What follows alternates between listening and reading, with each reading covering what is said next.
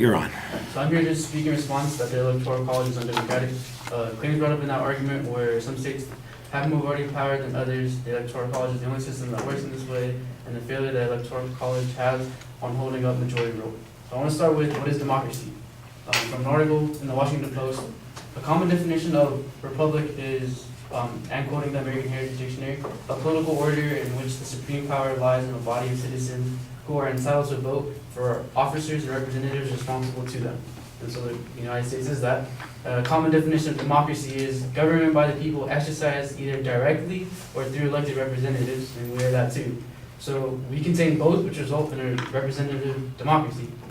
So in response to why certain states have more voting power, I want to quote a different Washington Post article that says the Electoral College was an integral part of the federal plan. It made a place for the states as well as the people in electing the president by giving them a say at different points in a federal process and preventing big city populations from dominating the election of a president. Without the weight difference in states, there is no federalism, so there shouldn't be a Senate, and it could go as far as saying not having a constitution to provide that federalism.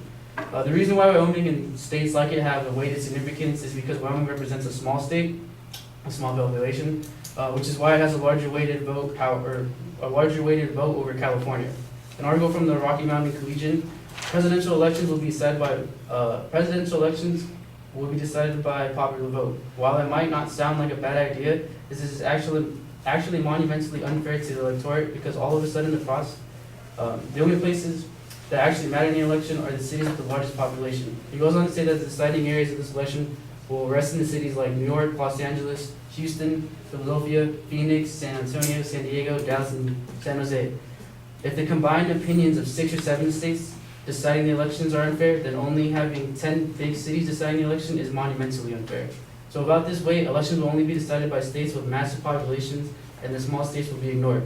That will be undemocratic because it just has several people's vote that matters and not others from the smaller states. The secondary claim that was brought up that I'm responding to is the reason why the Electoral College is the only system in American government that works this way is because the reason for the extra layer, which is the Electoral College, serves as a check. So in an article in backcheck.org, James Madison worried about what he called fashions. Why? Because it's tyranny of the majority, which is that a faction could grow to encompass more than 50% of the population, at which point it could sacrifice to its ruling passion or interest both the public good and the rights of the other citizens. So having electorals vote in accordance to their state's popular vote falls under a representative republic, which falls under the definition of democracy. And finally, failure of having majority rule shows democracy is non-existent. Numbers were brought up saying that 5 times the Electoral College has failed to uphold majority rule. Failing 5 times out of 57 times, that's 5 out of 57 times that it has failed to show that we have elected a president that the popular vote didn't elect. Out of the 52 times it did elect a president, the popular vote elected. So having it done correct 52 times in the nation's history shows that more often than not it follows the people's vote. Having that check in place served as a good thing because one of those 5 times it failed to hold the majority. Abraham Lincoln was elected president, and he lost the popular vote. Had it followed the majority rule, it would have allowed for an election of a president that was non-anti-slavery. So in conclusion, the Electoral College isn't undemocratic, it's a flawed system, but what system is perfect? So I want to end with a quote from the Washington Post article that says the Electoral College has been a major, even if poorly comprehended, mechanism for stability and democracy, something which democracies are sometimes too flighty to appreciate. It may appear inefficient, but the founders were not interested in efficiency. They were interested in securing the blessings of liberty. The Electoral College is, in the end, not a bad device for securing that.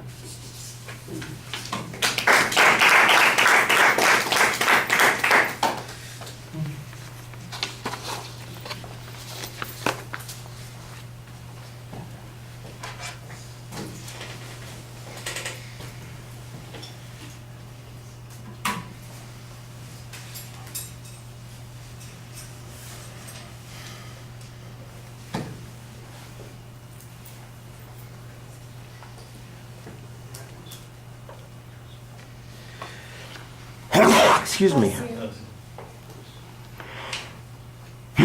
Oh, thank you.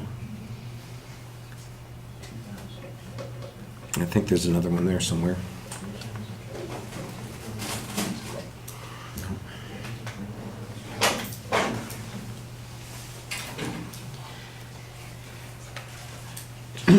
Yeah, there it is. Hardly worth mentioning. All right.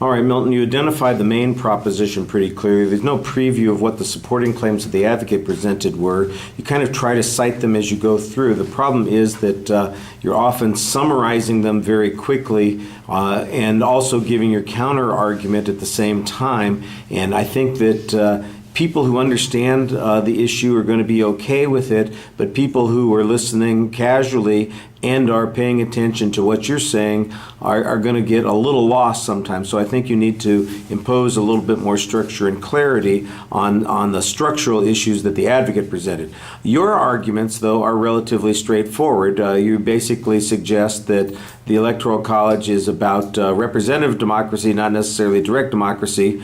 You did have a little bit of difficulty with the pronunciation. Tyranny is the way you say that word, by the way.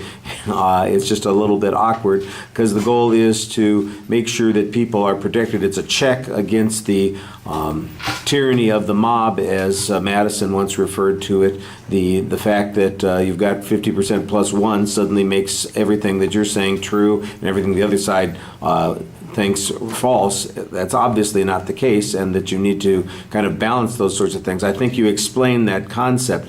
The idea that it has contributed to stability in our country, it's okay. I mean, you've got the one example on the third point, I guess it is, that it's only 5 out of the 57 elections that we've had that, and in some of those elections it was pretty important that we had that balance. I think that makes sense. You've got hypotheticals that you're using that would suggest that it's unfair up on the first point. That's okay. So I think you've got a good general counterclaim on the advocate's arguments. I don't know that you ever engage on their particular evidence, their particular reasoning, which is a little bit problematic. And I do think that, like I said, organizationally it's not as clear as it needs to be. And the presentation, you're just looking down and reading the whole time, and you need to enunciate and project a little bit more. You need to pace yourself a little bit so that the arguments are clearer also. All right, thank you.